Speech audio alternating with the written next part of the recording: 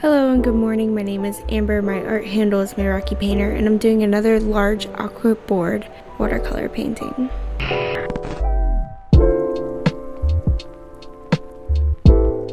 About 5 videos ago, I was doing river studies and stream studies, about 25 different studies, all for this painting right now.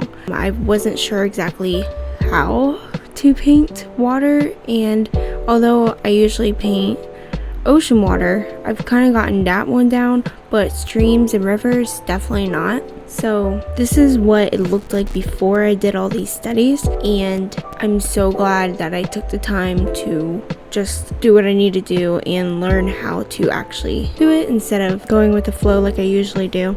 So if you're wondering about how I learned how to paint streams within a week, you can go check out these videos. I'll suggest them. They can help you doing studies and so on and so forth to whatever subject it is you want to work or improve on. My last Ampersand Aquabord painting was for Rosy Rose, and that took 50 hours.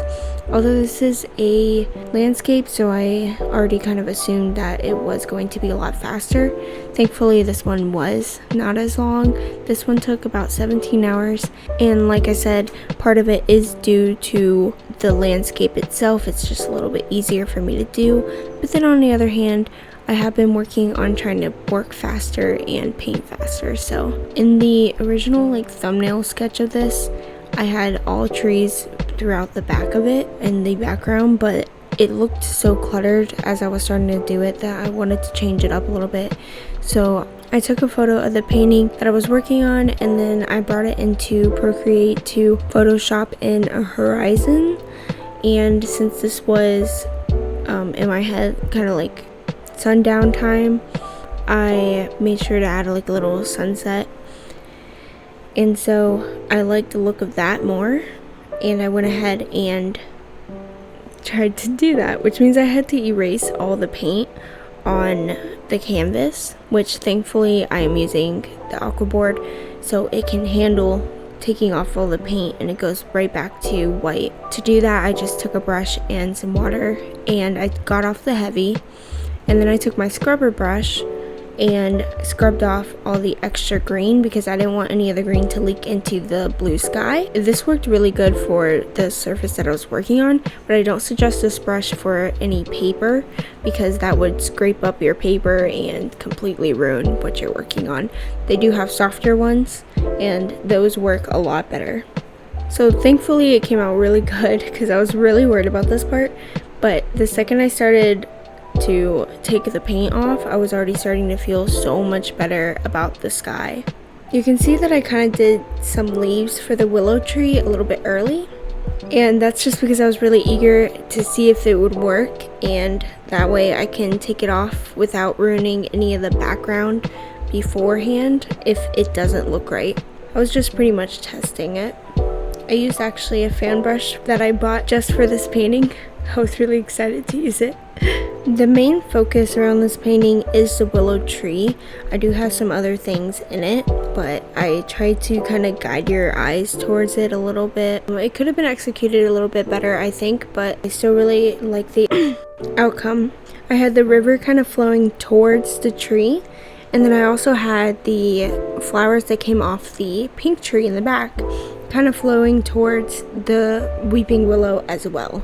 This is actually something I'm making for my uncle, and the one thing he wanted was a weeping willow, so that's why the whole thing is surrounded by the weeping willow. I wanted to add the pink tree in the back just to help add a little bit of color, because in the end I am adding fireflies, but I wanted something a little bit more since there is a lot of green, and also the skyline helped add that color, so another reason I'm really happy that I added that in there. When I started doing the water, right off the bat, it messed up and I put down blue instead of green. Since this is in a more woodsy area, the water should be more green. When you look at the ocean, it's mainly blue, and in the woods, you're gonna have the grass and the trees and the bushes and whatever, and it's gonna look mainly green, and I just put way too much of blue, way too vibrant of a blue. And so I kept trying to dial it down. I really should have just gone in and took the whole color off and then put green down, but I didn't realize it until I already had a whole bunch of layers on there. So I just kept layering on green on top to kind of make it a little bit more green for the final outcome. Another thing I should have done a little bit more with the water is add some shadows onto the water where the tree hangs over it, little areas like that, and I didn't think to do it.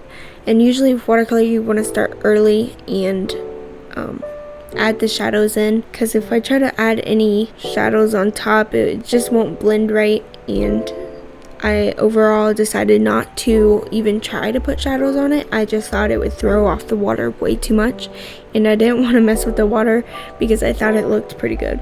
I did though add shadows into the grass. I did this on my last digital piece, which is a little bit easier on digital, but as far as traditional, I have done this I think only once.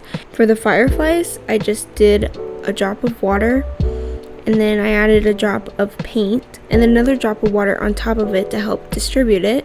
Then once that dries, I did a wet on dry to add a little bit of extra paint on top, so it looks like the firefly is glowing. That's all for today. Until next time, bye.